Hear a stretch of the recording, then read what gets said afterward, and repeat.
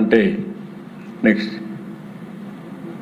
మీరు చూస్తే అధ్యక్ష ఆ రోజు 2000 నెక్స్ట్ అదే క్యాన్సిల్ చేశారు 2017 వీళ్ళు పోతే వాళ్ళు ఇచ్చి సంతకం పెట్టమంటే ఇవ్వకపోతే అది క్యాన్సిల్ అని రికార్డులో పెట్టుకున్నారు. అంటే దౌర్జన్యంగా లోపలికి వెళ్ళడం, మనోభావాలు దెబ్బతినడం, అధికార దుర్వినియోగం చేయడం. అదే అధికారం లేకపోతే అనిస్తారు అధ్యక్ష, రానియరు. అధికారంలో ఉన్నారు కాబట్టి, ఒక పార్టీ అధినేత కాబట్టి అక్కడుండే ఆచారాలు ఏమైనా పర్వాలేదు, నా ఇష్ట ప్రకారం చేస్తారనే అహంభావంతో పోవడం, దానిపైన ఇవన్నీ చేసే పరిస్థితికి వచ్చారు. నెక్స్ట్ అధ్యక్ష, ఒకటే కాదు, ఇవి నేను చెప్పినట్టు కొన్ని విషయాలు టీటీడీలో జరిగాయి, తిరుమల తిరుపతి దేవస్థానంలో జరిగాయి.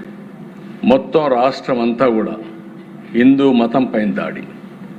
1924 మధ్య హిందువుల మనోభావాలు దెబ్బతీసే విధంగా ప్రవర్తించడం, 2032 దేవాలయాలపైన దాడులు, విగ్రహాలు అప్రవిత్రం చేయడం, ఏదని అడిగితే పిచ్చి వాళ్ళ చేష్టలు, వీధి కుక్కలు చేశాయి, గుప్త నిధుల వేట అంటూ తేలిగ్గా తీసుకున్న ప్రభుత్వం.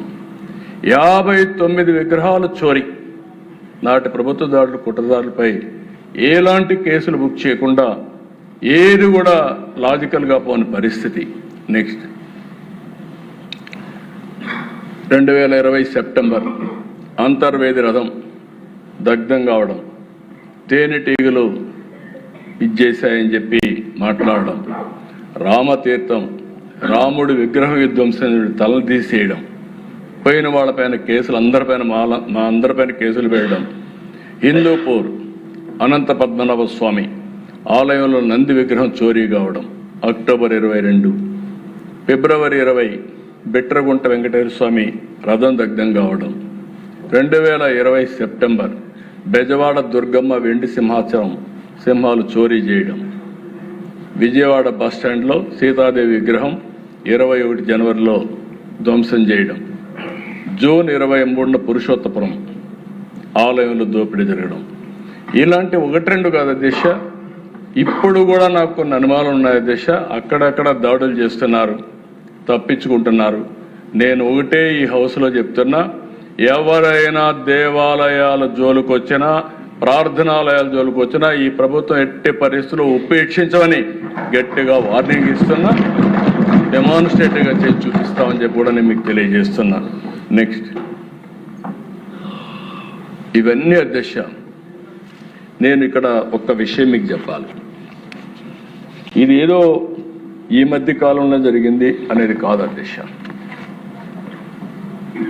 రాజశేఖర రెడ్డి గారు ఉన్నప్పుడే ప్రారంభమైంది. రాజశేఖర రెడ్డి గారు ఉన్నప్పుడు అధ్యక్ష ఇది 7 కొండలు కాదు 2 కొండలని ఉత్తర్వులు ఇచ్చాడు. ఆ ఉత్తర్వు కూడా 338 జీవో ఇచ్చారు. ఆ జీవో ఇచ్చినప్పుడు మేమందరం కూడా గట్టిగా ఫైట్ చేశాం, అసెంబ్లీలో ఫైట్ చేశాం. కడాన్ని నేను మొక్కున్నాను, మళ్ళీ ఇది సాధించి మీ మొక్కు తీర్చుకుంటాను, నడిచి వస్తానని చెప్పి వెంకటేశ్వర స్వామి మొక్కుని ఫైట్ చేస్తే 2 సంవత్సరాల దిశ 16/2/2005 జీవో ఇష్యూ చేసింది. ఎవరు ఇష్యూ చేశారు అధ్యక్ష? శామ్యూల్ అధ్యక్ష ఆ రోజు ప్రిన్సిపల్ సెక్రటరీ పంచాయతీరాజ్. నేను ఎందుకు మళ్ళా ఈ మాట మాట్లాడుతున్నామంటే, ఒక్కొక్కసారి డెలిబరేట్గా ఏ విధంగా చేస్తారనేది ఎగ్జాంపుల్ ఇది. శామ్యూల్ ఇది క్రిస్టియన్, తప్పులేదు. కానీ బ్రిటిష్ వాళ్ళు కూడా తలపెట్టరటువంటి ఆలోచనకు నాంది పలికిన వ్యక్తులు వీళ్ళు. వాళ్ళ కమిట్మెంట్ ఉండొచ్చు, కానీ ఎప్పుడు కూడా మనం అందరం మాట్లాడితే దశ 7 కొండలవాడ వెంకటరమణ గోవిందా గోవిందా, ఇది స్లోగన్. 7 కొండలు ఆయన విన్నది మనందరి యొక్క మనోగతమే కాదు, అందరం కూడా అదే స్లోగన్ కింద వెళ్ళాం. అలాంటిది 2 కొండలు అని చెప్పి ఇచ్చి 2 ఏళ్ళు దేశం అంతా ఆందోళన జరిగితే మళ్ళా రివైజ్ చేసి ఇచ్చారు.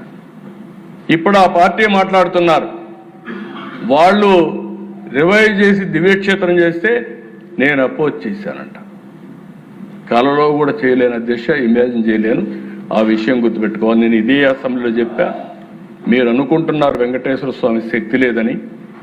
ఎవరైనా ఆయనకు అపచారం తలపెడితే నెక్స్ట్ జన్మ కాదు, ఈ జన్మలోనే మీరు పనిష్మెంట్ తీసుకుంటారనేది నా ప్రగాఢ విశ్వాసం. అది జరుగుతుందని చెప్పి కూడా నేను మీకు తెలియజేస్తాను. అలాంటి పవర్ఫుల్ డైటీ అధ్యక్ష. కలియుగ వెంకటేశ్వర స్వామి, కలియుగ దేవుడు, అలాంటి దేవుడికి అపచారం చేయడం కరెక్ట్ కాదని చెప్పి కూడా నేను మీకు తెలియజేస్తున్నా.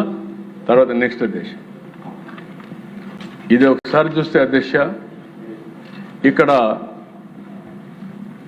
ఇప్పుడు వేస్తున్నారు వైఎస్ఆర్ గారు ఇచ్చిన జీవో 747 ఏం చెప్తుందో తెలుసా? కొండపై ఆ నిబంధనలు ఎందుకు, ఈ జీవోను రద్దు చేస్తానంటూ 2009లో చంద్రబాబు హామీ. తప్పు చేసింది వాళ్లే, మనం పోరాడితే మొత్తం సమాజం తిరుగుబాటు చేస్తే భయపడి చేసింది వీళ్లే, ఇప్పుడు మళ్ళా తప్పుడు ప్రచారం చేసింది వీళ్లే. వీళ్ళు ఏమన్నారో నాకైతే అర్థం కావడం లేదు. రోజుకు ఒక మాట మాట్లాడుతుంది. నెక్స్ట్ అదే మరి అధ్యక్ష, ఉడిపి మఠం ఫ్యాక్ట్ ఫైండింగ్ రిపోర్ట్ ఒకటి ఇమ్మని చెప్పి రాజశేఖర రెడ్డి గారు ముఖ్యమంత్రిగా ఉండగానే ఉడిపి పెజోవర్ మఠానికి చెందిన